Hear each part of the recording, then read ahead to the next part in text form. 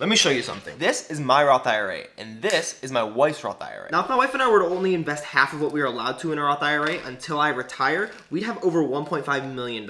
If we invest the max on both of our accounts, we'd have $2.8 million. If we were to completely stop investing now, that $21,000 that we have invested in Roth IRAs would grow to $367,000. And all of that is growth that would happen before I turn 60. I know that's a lot of numbers, but it goes to show why the Roth IRA is the best investment account for beginners and why it can be the only investment account that you need in order to make sure that your financial future is secure, though maybe it shouldn't be. Look, I know talking about a Roth IRA might seem boring to you if you're even the slightest bit cooler than me, but investing is one of the most important things you can do to get practical freedom with your money in your life. This isn't the type of financial freedom where you're flying around in PJs and driving supercars and living in mansions all the time. It can potentially get you there, but ultimately most people don't want or need that. This is the type of freedom where you're not completely tied to your 9 to 5, but you have the freedom to say yes or no to things that excite you in life. That's way more practical to achieve than the other type of financial freedom that a lot of people will pitch to you. Now, that's what learning about money can do for you and what this channel is all about. So let's get started talking about how a Roth IRA can actually fit into that plan for you. To get started, we have to very quickly talk about investing. I have a video going into this topic a little bit deeper that you can watch after this one, but let's go over the basics. Also, if you were wondering where the mango analogy was coming, it's not. I just realized that I was really pissy and hungry, so I ate a mango. Most people work to make money, unless you're a trust fund baby, in which case, why are you watching this video? So let's just say you work 1 hour, you make $15, you work for a year, you make a $30,000 a year salary, which is a little bit less than what $15 an hour works out to. But if you're anything like me, you don't want to be doing that for the rest of your life, or you want the choice to be doing that or something that you love. So investing is long-term going to be the way that most people are able to do that. Now, hopefully this person has a budget, or at least a thought-out system for how to handle their money so they're not spending more than that $30,000 a year salary. Ideally, they would need to spend less than that $30,000 a year so they can actually work towards some of their goals. Here's a mock budget for that $30,000 a year salary based on half of what mine and my wife's budget is, since we're assuming this is just one person, not the two of us. I know there's a lot of nuances in everyone's financial situation, and this isn't going to be perfect for maybe anybody, but it's just a good example that's more realistic than just throwing out some random numbers that don't have anything to do with reality. As we can see, I broke down the income based on how I used to get paid when I was making similar money to this. I would get 26 paychecks a year,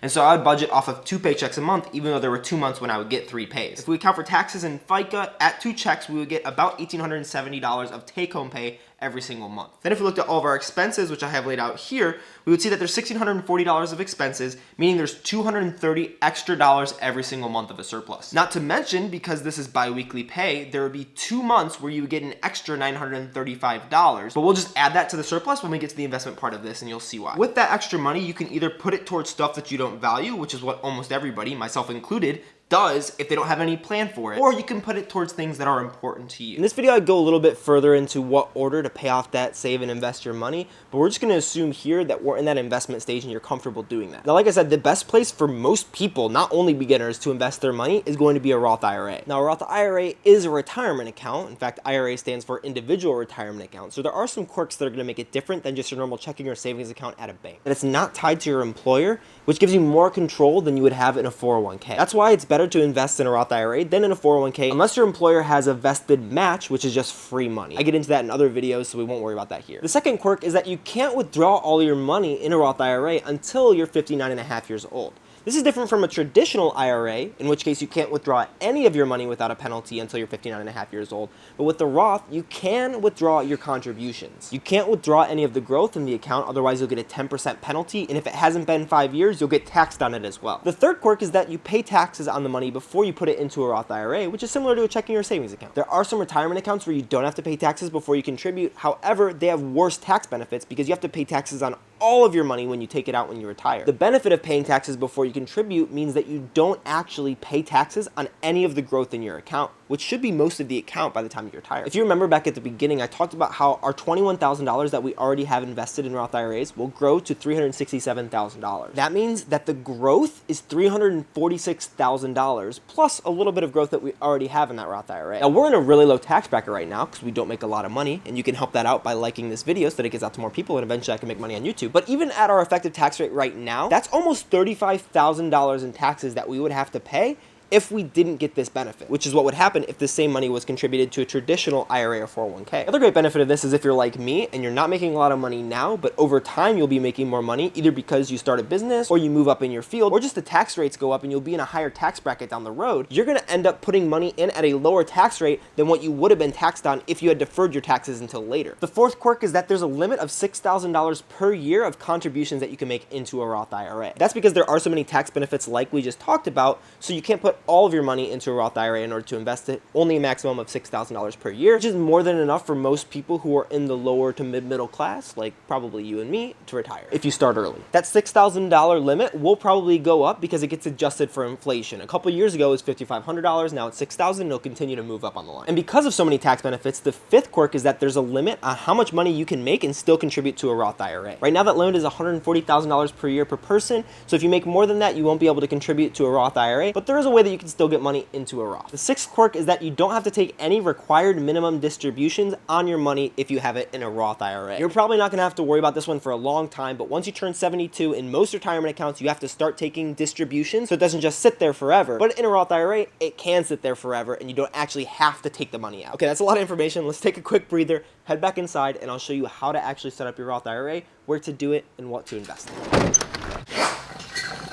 The first thing that you need to do is figure out who you want to open your Roth IRA with. Most banks have Roth IRAs, but honestly, having worked at a bank, I know that most of them stink. So here are the 4 companies that I would generally recommend to anybody who wants to open a Roth IRA. The first is Fidelity. That's who I use. I like them a lot. The second is Vanguard. I know a lot of people stand Vanguard pretty hard, so that might be a good one for you. Third one is Charles Schwab. They're a little bit less known, but they also have all of the main benefits that I would want from a company who does this. And the fourth one is M1 Finance. I know a lot of YouTubers like M1 Finance. I personally haven't used it. I heard it has a great user interface, but I also know they have an affiliate program, so that might sway some people's opinions. Not necessarily a bad thing, but something to look into. When it comes down to it though, the main things that you want to look for are no account fees, no minimums, also no trade fees, also called commissions. Because when you're investing, the biggest thing that can hurt your gains is, well, first, not investing, but second, the fees that you have in your investments. Now that you've chosen who you're going to go with for your Roth IRA, and I'll have links to all of those companies I mentioned, their landing pages for Roth IRAs down in the description, go ahead and go through the process of opening one up. You just give them all the information that they want, and then they'll open a Roth IRA for you. Then you'll have to fund your Roth IRA. This is where you actually put money into it. Funding your Roth IRA is where that $230 comes into play. Obviously, like I said, there's nuance in every situation. You might not be able to do that much. You might be able to do more, but whatever you're able to initially contribute is what you're going to use to fund your Roth IRA. This will normally be the last step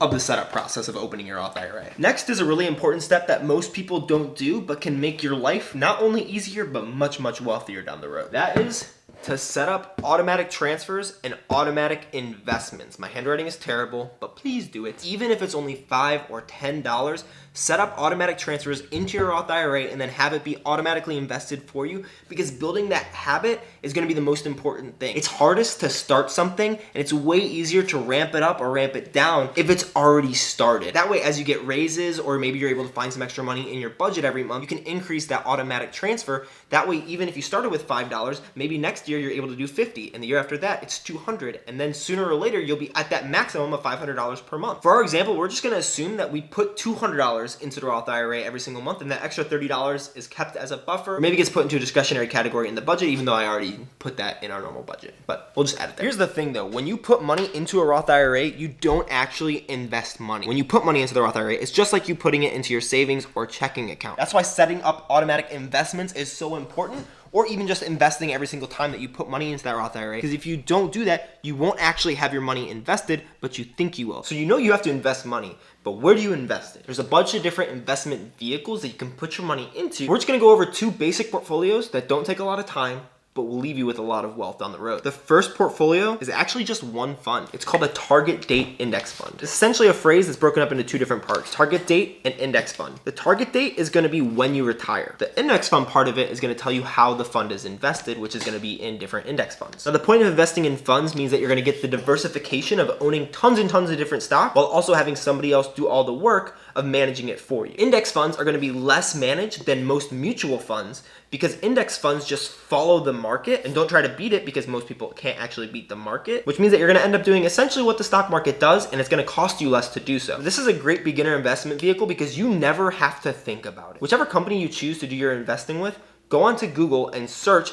target date index fund, and then the year that's closest to your retirement year. I was born in 1998, and so if we just add 65 onto that, we're gonna get 2063. Just round that to the nearest 5 and you'll get that number. So if it's 2063, it's going to be 2065. If it was 2061, it would be 2060. If we search for mine, Target Date Index Fund Fidelity 2065, we're going to come up with the ticker symbol FFIJX. And as we look at this ticker, there's going to be a couple important things to note.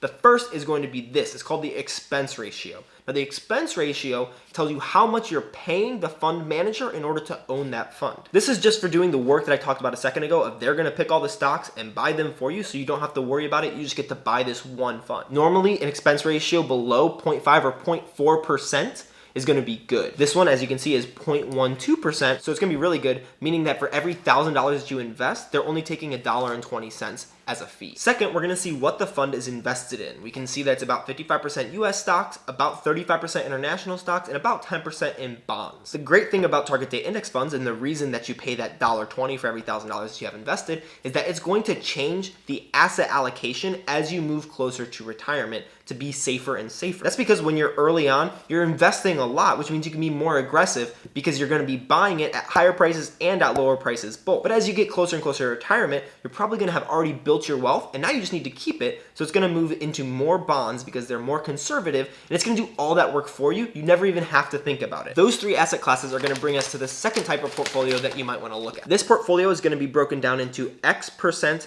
US / total market index funds. These aren't exactly the same because total market includes some international as well, but it includes mostly US funds if you buy them in a US based marketplace. It's also going to include X% international funds and X% bonds, potentially. Once again, you're going to want to look for index funds, not just mutual funds, because if you look at the expense ratios of mutual funds, it's normally going to be way higher than the expense ratio of index funds. So aim for an expense ratio of below 0.4%. That's one of the reasons that I like Fidelity, because they actually have 4 funds in some of these categories that have 0 expense ratio. Also, watch out for a load fee. Most index funds won't have these, but mutual funds do have them, and it's just a percentage that you pay off the top before your money even gets invested. Those are dumb. Then you can break your portfolio down into percentages. A pretty common stock portfolio is 70% US index funds and 30% international index funds. Some people do 60% US, 30% international, 10% bonds. Personally, what I do, and I am not a professional at portfolio management by any means, but I do 72.5% US / total market, and that's in one of those 0 fee index funds that Fidelity has. 22.5%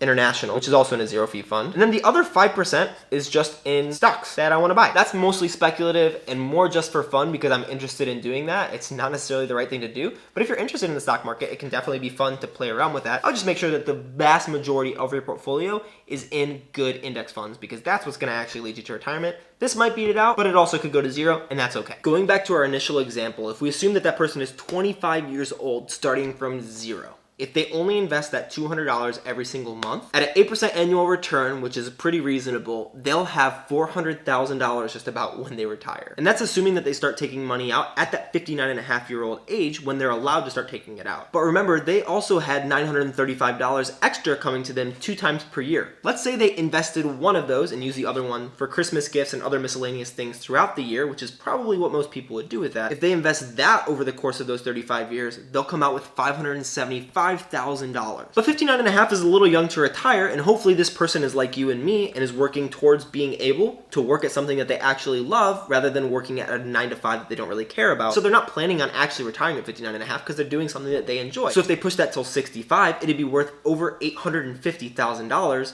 and over $1 million if they waited just 2 more years at 67. That's the power of starting soon and even starting small. Here's the kicker though. If your budget is $1,640 per month, that means you're living on $19,680 per year. Now, because of the 4% rule, which is something I've talked about in a short over here, and I'll get into more in depth in a later video, that means that you need 25 times that yearly amount in order to make sure you have enough to actually effectively retire and not need to work anymore. Obviously, this is making a lot of assumptions that this person doesn't have any lifestyle inflation at all. But it's pretty interesting because that means that they only need $492,000 in order to retire on what they're making now and not decrease their lifestyle at all. And if we only invested one of those extra paychecks, by the time they're 59.5 and can start taking out that money, they have over $80,000 more than they need in order to retire. I know that there are a lot of other factors in that, but that's pretty crazy that just $275 per month will get you to where you need to retire if you're making around $30,000 per year gross, living on around $20,000 per year net. The big takeaway isn't that you have to invest the max every year in order to retire. Obviously, we just saw that you don't need to do that depending on your income level. It isn't even that this person needed less than $300 a month to retire in 35 years. The real takeaway is to just get started. But getting started with even $5 or $10 per month